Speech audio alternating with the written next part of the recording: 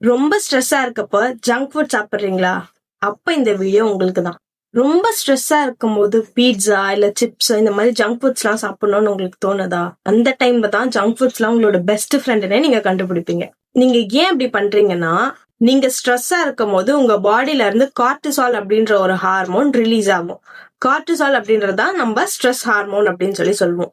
இந்த கார்டிசாலோட ஒர்க் என்ன அப்படின்னு பாத்தீங்கன்னா, இந்த ஸ்ட்ரெஸ்ஸா இருக்கிறப்ப உங்களுக்கு ஃபுட் கிரேவிங்ஸ், அதுவும் high fat and high sugar ஃபுட்ஸை வந்து ரொம்ப கிரேவிங் இன்க்ரீஸ் பண்ணும்.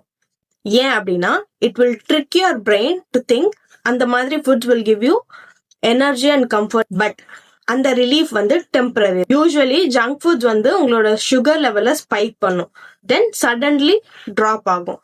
ஸோ இந்த அப் அண்ட் டவுன் இருக்கிற கிராஃப் என்ன பண்ணுன்னா ஸ்ட்ரெஸ்ஸை இன்னுமே வேர்ஸ் தான் பண்ணும். ஸோ ஜங்க் ஃபுட் சாப்பிட்டா உங்களுக்கு ஸ்ட்ரெஸ் ரிலீஃப் ஆகுதுன்றது டெம்பரரி சொல்யூஷன்.